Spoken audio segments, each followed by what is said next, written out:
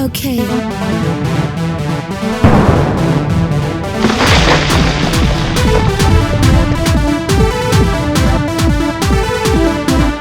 Okay.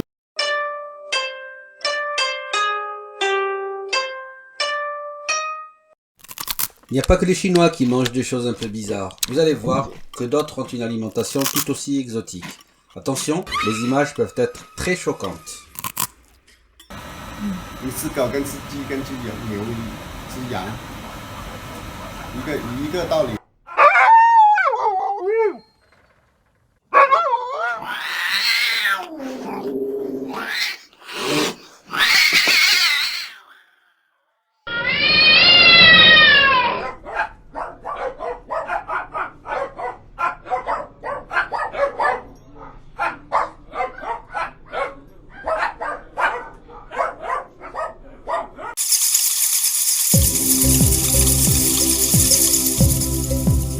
Bon marché est très apprécié pour sa chair, le débat sur la consommation de la viande de chauve-souris divise au Congo. Ceux qui la défendent y voient une source nutritive alors que d'autres l'aperçoivent comme un réservoir de nombreux virus émergents. Ici au quartier Poto-Poto à Brazzaville en République du Congo, l'heure est au préparatif du repas de midi dans cette famille. Chacun s'attelle à une tâche donnée, préparer le menu du jour, à savoir du bouillon de chauve-souris. Après 1 heure de cuisson, place à la dégustation. Le bouillon de chauve-souris est enfin servi et consommé avec du manioc. C'est très bon pour moi. Je peux manger, si j'ai l'argent, je peux manger ça tous les jours. Pour se procurer la viande de chauve-souris, il faut se rendre au marché. Face à la réticence de ces vendeurs de chiroptères, nous avons dû filmer en caméra cachée. Sur les étals, les prix varient entre 1000 et 1500 francs CFA, soit 2 € pièce. Interrogé sur sa valeur nutritive, les spécialistes restent prudents. La chauve-souris est une viande qu'on va appeler frugivore. Donc pourquoi chauve-souris est frugivore? Parce qu'elle peut conserver un certain nombre de virus. Aujourd'hui, par exemple, le virus à la mode, qui est un peu populaire, c'est le virus Ebola. Donc c'est une viande qui peut contenir ce virus et donc le transmettre à l'homme. Donc vous avez une très bonne chair, très bonne viande, mais en la consommant, vous avez le risque d'être contaminé au virus Ebola.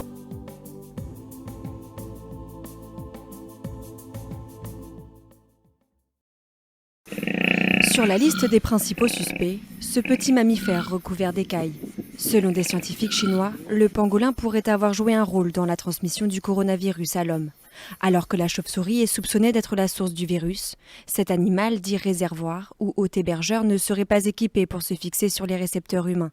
Ce nouveau coronavirus serait donc passé par une autre espèce, dit hôte intermédiaire, ici le pangolin. Des scientifiques chinois ont découvert que 99% des génomes du virus trouvés sur le pangolin étaient identiques à ceux trouvés sur les patients infectés. Il y a des pistes assez sérieuses concernant le pangolin, qui est un mammifère couvert d'écailles, qu'il y a désormais un commerce strictement interdit en Chine, mais nous suivrons évidemment les publications et les enquêtes vétérinaires sur cette hypothèse. Très appréciée pour sa chair, il s'agit de l'espèce la plus braconnée au monde. Elle est d'ailleurs aujourd'hui menacée d'extinction.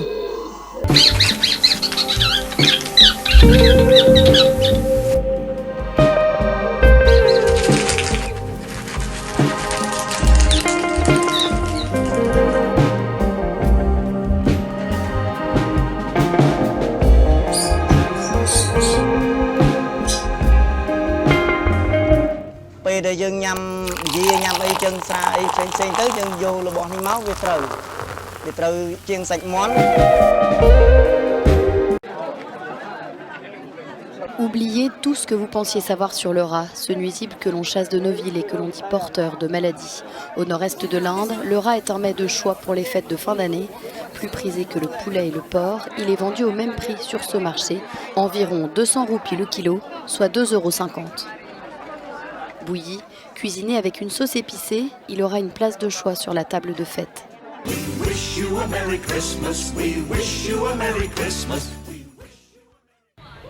Frit à l'ail, bouilli ou rôti, pour certains Vietnamiens, le chat est un plat de gourmet.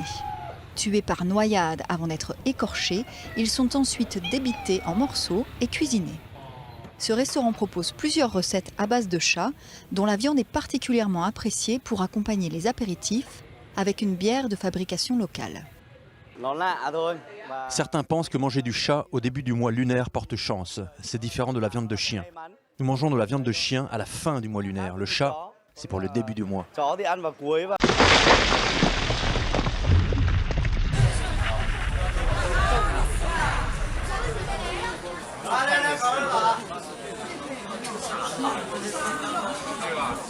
Very good.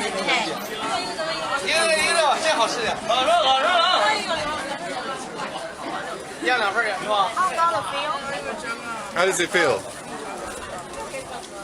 Actually, it's nice.